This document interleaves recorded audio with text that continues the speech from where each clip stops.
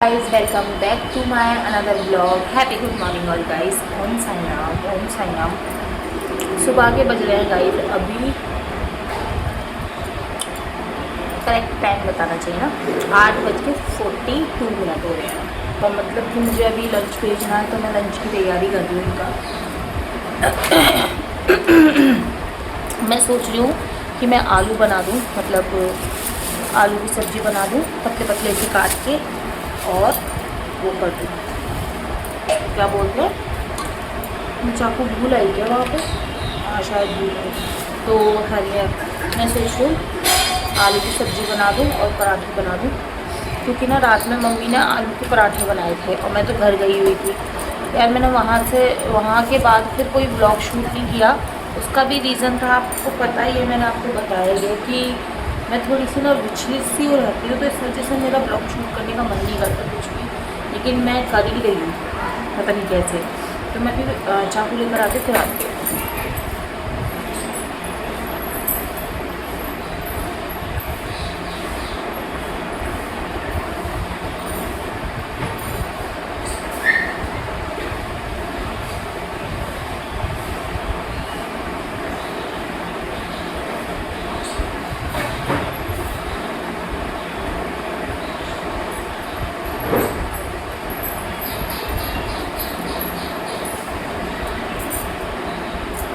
तो गाइज़ जल्दी जल्दी कटिंग कर लेते हैं, शॉपिंग करके फिर फटाफट से बना देती हूँ। इनके टिफ़िन रेडी कर देती हूँ, क्योंकि यार टाइम से टिफ़िन पहुँच जाए ना तो वो सही रहता है। काम तो अपना जल्दी लेट हो ही जाता है, कोई दिक्कत नहीं है, लेकिन टिफ़िन टाइम से पहुँचना चाहिए, मुझे ऐसा लगता है।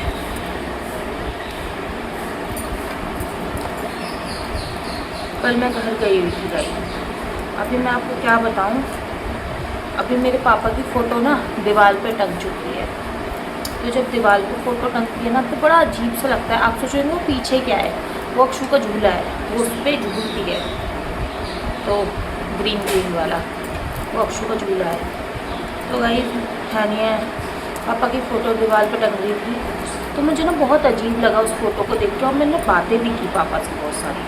मैंने बोला उनसे कि खुश हो, अब खुश हो, ऐसे दीवार पे टंग के। इतना समझाते थे सब लोग, इतना समझाते थे तुमको सब लोग कि मत पियो, मत करो ये चीज़, ये गलत है, ये वो है। तब समझ में नहीं आ रही थी, अब ये अच्छा लग रहा है दीवार पे टंग के। और वो कुछ बोले ही नहीं। पहले कम से कम जवाब तो दिया करते थे, अभी तो उन्होंने जवाब भी नहीं दिया यार। वो सोच के ना तो और ज़्यादा बुरा लगा। काफ़ी देर पापा की फ़ोटो को हाथ में रख के बैठी थी मैं, सीढ़ी पे बैठ गई। मतलब अजीब तो लगता ही है ना यार, अपना इंसान अब दीवार पे टंग चुका है, तो बहुत गंदा था जो भी था। इस वजह से फिर मेरा मन नहीं किया कि मैं वहाँ से आते में भी ब्लॉग शूट करती। मैं 9 बजे सुबह पहुँच गई थी घर पे, क्योंकि मैं सुबह निकली थी, मतलब उठे थे हम 4:30 के थे। 4:30 से फिर रेडी शेडी होते हम आते सब काम से, और हमें पहुंचने में टाइम हो गया था, मतलब निकलते निकलते 6 बज गए थे। ठीक है, करेक्ट 9 बजे हम घर पे पहुंच गए थे, और करेक्ट 9 बजे मैं यहाँ पे वापस भी आ गई भाई।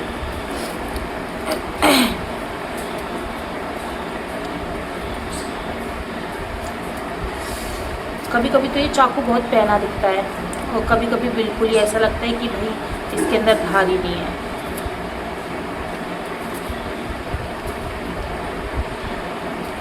समझ में नहीं आता यार, जो हो रहा है ना गाइस, मैं आपको एक्सप्लेन नहीं कर पा रही हूँ अपने दिल की, जो मेरे दिल में चल रहा है। कभी कभी लगता है कि आपसे बात शेयर करती तो मेरा दिल हल्का होता है, और कभी कभी मैं ये सोचती हूँ कि आप भी कहते होगे कि हर वक्त एक ही चीज़ों को लेके बैठती हूँ। मैं एक ही चीज़ों को लेके नहीं बैठती हूँ, मेरे दिमाग में कहता है ना, इंसान जब जो सोचता है वही बातें कर पाता है। जब मेरे दिमाग और दिल में ही अभी वही चीज़ घुसी हुई है, तो फिर वो कैसे शांत होगी। आज 10 तारीख हो गई, परसों 12 तारीख को पापा को 1 मंथ कंप्लीट हो जाएगा। हम सबको छोड़ के गए हुए। और हाँ, एक और बात बताऊँ गाइस आपको, जो हमारा टॉमी है ना, आपने देखा होगा छोटू सा, मतलब ऐसा था कि सूरज ना एक पूजा करने के लिए गया था, है ना। तो सूरज मंदिर गया हुआ था और मंदिर जाते जाते मतलब कि एक भगवान जी हैं, वो वहाँ पे मंदिर पे पूजा करने के लिए गया हुआ था। गंगा जी सुना हो, वो सर जमुना जी सुना होगा, तो वहाँ पे उस साइड, और वहाँ पर उसको ना वो छोटा सा पिल्ला मिला, बहुत ही क्यूट सा। तो उसको वहाँ पे उसने बिस्किट वगैरह खिलाए वगैरह, फिर वो पीछे पड़ गया सूरज के, औ करके।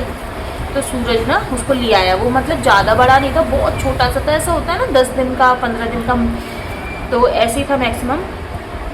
तो वो सूरज को बहुत पसंद आया, तो सूरज उसको बाइक पे बिठा के लेकर आ गया। वो जब से हमारे यहाँ पल रहा था, ठीक है, वो काफ़ी बड़ा भी हो गया।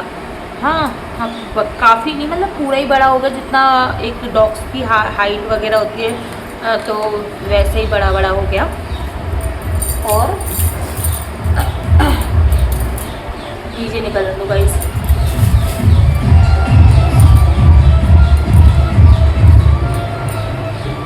रोड पे से कुछ भी निकलता है ना, तो वॉइस आती है ही।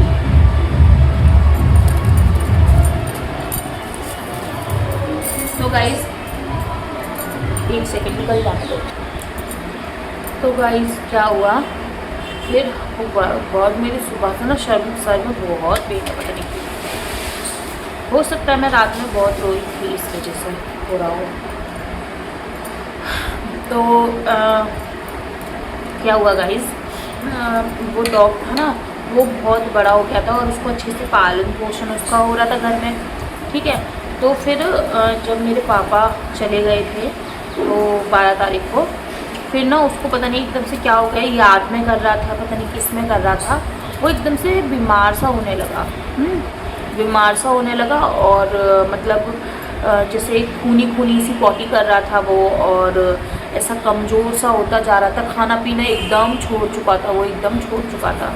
तो उसको डॉक्टर को दिखाया, डॉक्टर ने बोला कि ये या तो याद कर रहा है बहुत ज़्यादा, या फिर ये डिप्रेशन से ऐसे जूझ रहा है, ऐसा करके कुछ बोला था, मुझे याद नहीं क्या बोला था डॉक्टर ने। तो इसको ना खुला छोड़ना है आपको, थोड़ा खुला छोड़ो उसको। तो उसको हम घर में खुला छोड़ने लगे, क्योंकि गाइस आपको पता है जब वो पापा चले गए थे, तो घर में बहुत सारे लोग रुके हुए थे, जो कि टॉमी से बहुत ज़्यादा डरते थे, बहुत ज़्यादा डरते। तो हमें उसको बांध के रखना पड़ रहा था, क्योंकि उससे डरते थे काफ़ी लोग। अब देखो घर के लोगों को तो आदत होती है, लेकिन बाहर का कोई भी होता है ना, तो वो एकदम से ऊपर चढ़ता है प्यार करने के लिए, लेकिन सब लोग डरते थे। अब रोना वाला रोता हुआ आ रहा है, कैसे आ रहा है, और वो एकदम से चढ़ता था, तो वो चीज़ अच्छी नहीं दिखती है ना। तो इस वजह से उसको जिस दिन पापा चले गए थे मेरे 12 तारीख को, उसी दिन उसको बांध दिया था। 2 दिन वो बंधा रहा था, क्योंकि तीजे वाले दिन भी नहीं, 2 नहीं 3 दिन तक वो बंधा रहा था, तीजे वाले दिन तक। तीजे वाले दिन क्या होता है आपको पता ही, पूजा वूजा सी होती है घर में, फूल वूल चढ़ाए जाते हैं, खाना पीना खिलाया जाता है, वो चीज़ होती है ना। तो उस दिन तक बंधा रहा है। जब वो बंधा रहा ना गाइस, तो उसको ना मतलब ऐसे कहानी है, डॉक्टर ने बोला उसको खुला छोड़ दो, उसको खुला छोड़ दिया। अब हम घर में, हमारे घर में इतने सारे लोग आ रहे हैं, हम उनमें लगे पड़े, वो पता नहीं कहाँ निकल गया। अब वो इतना लंबा चला गया, इतना लंबा चला गया कि वो मिला ही नहीं, पता नहीं कहाँ चला गया वो। बहुत ढूंढा उसको, पर वो नहीं मिला। उसके बाद ये मेरी शॉपिंग हो चुकी है गाइस, टमाटर, हरी मिर्च, प्याज, अभी मैं आलू कर लेती हूँ। तो वो काफ़ी दिन तक उसको ढूंढा, पर वो मिला नहीं। फिर हमने भी उन्हें छोड़ दिया कि चलो कोई बात नहीं है, चला गया तो चला गया, ठीक है।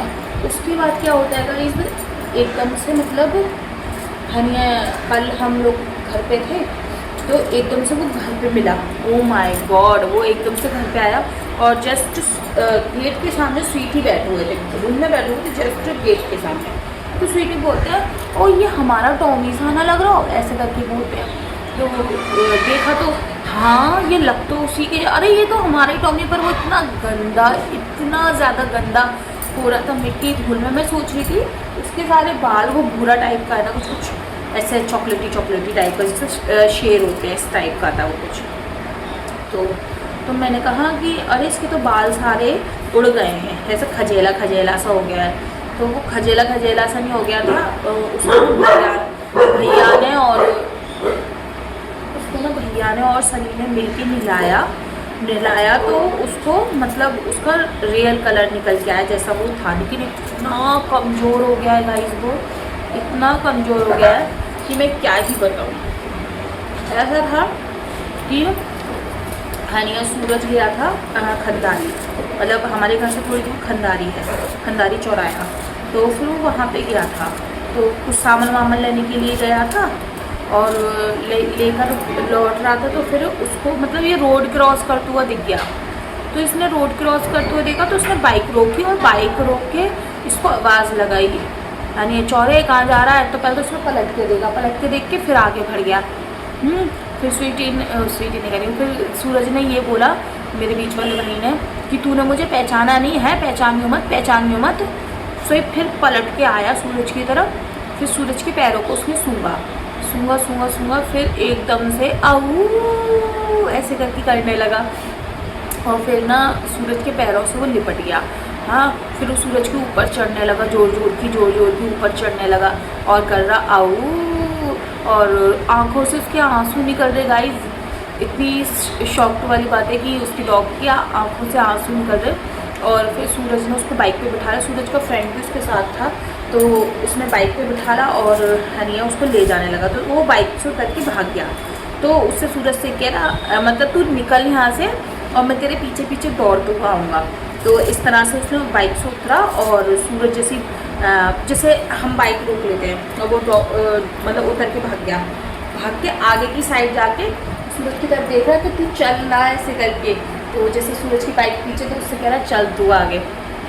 तो सूरज आगे निकल गया, फिर उसके पीछे दौड़ता हुआ ही आगे ये पीछे।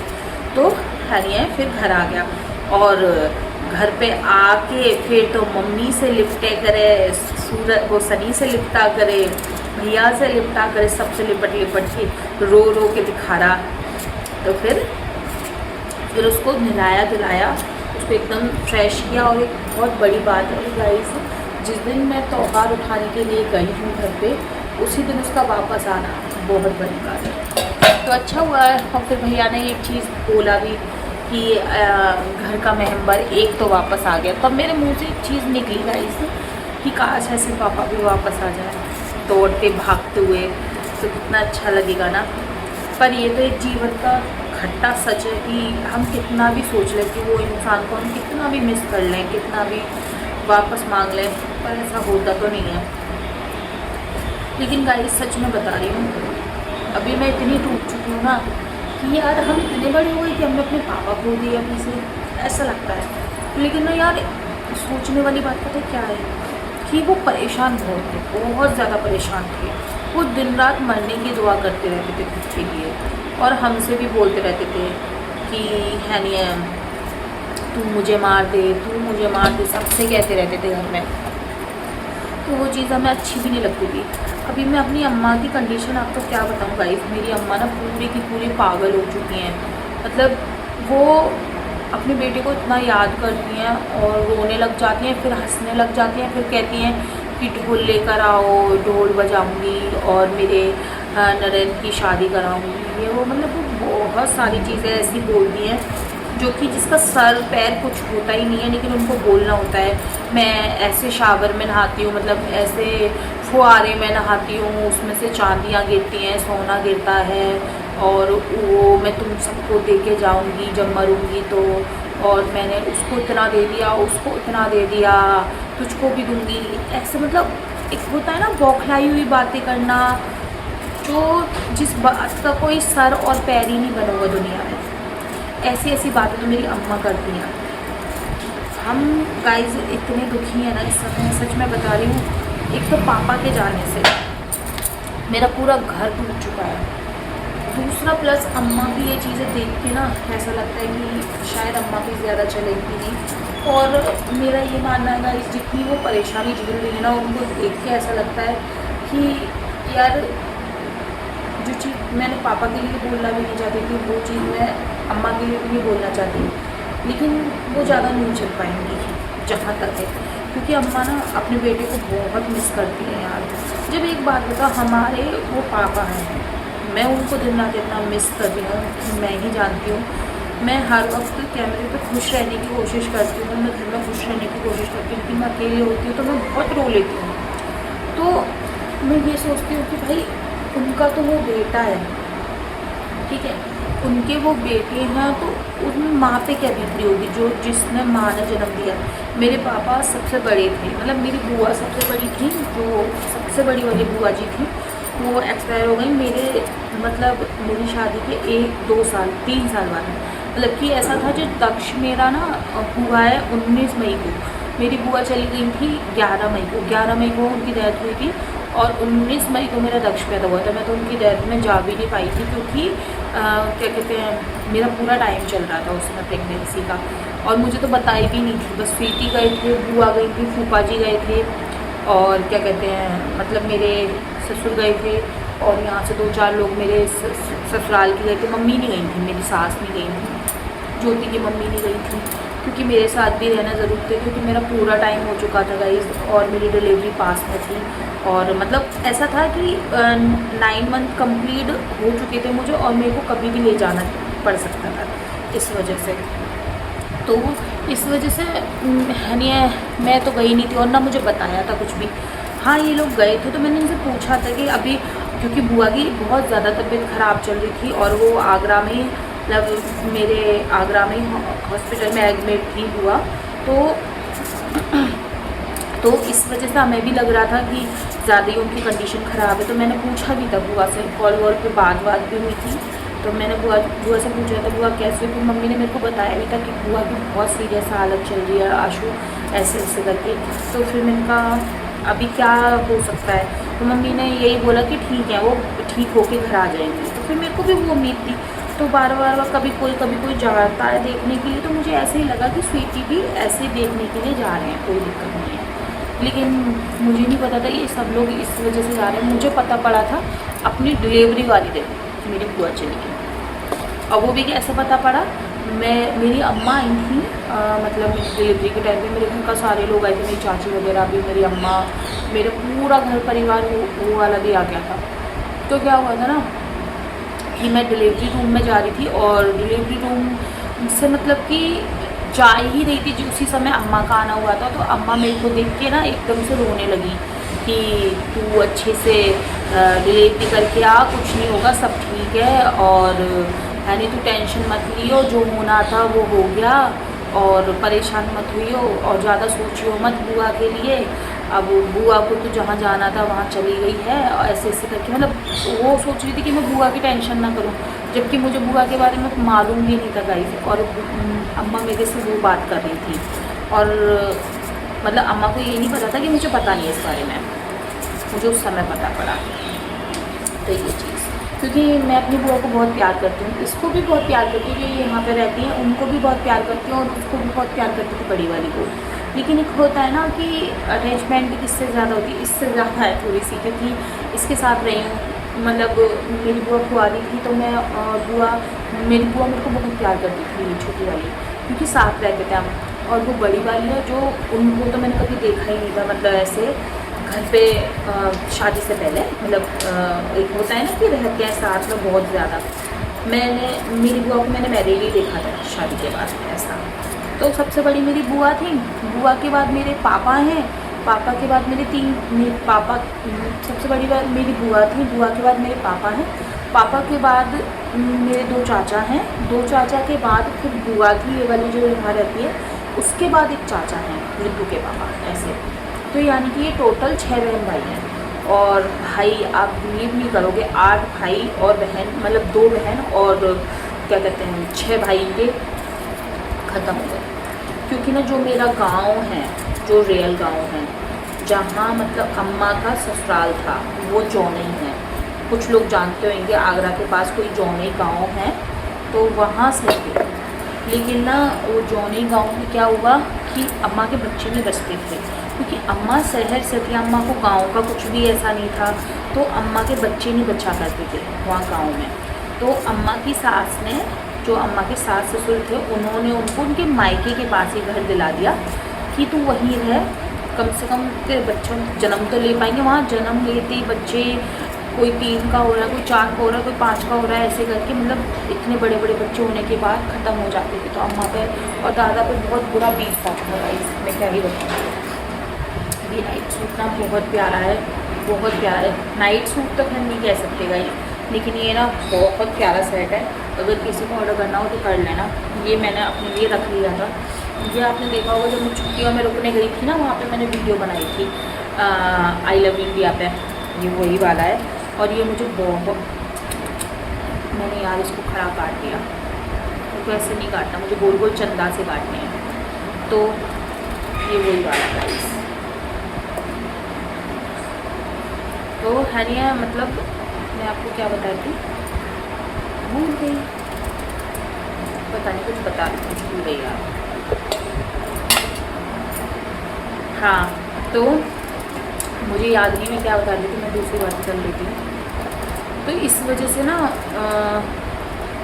बड़ी बुआ सबसे बड़ी, फिर मेरे पापा हैं, फिर मेरे पापा के बाद 3 भाई, 3 भाई के बाद हाँ जौनई में मतलब अम्मा के बच्चे बसते थे, तो इसलिए हमारी अम्मा और दादा को घर में दिला दिया गया उनके मायके के पास सैट का मंडी आगरा में, और अम्मा यहीं पे, अम्मा यहाँ की लड़की है आगरा में, ठीक है ऐसा।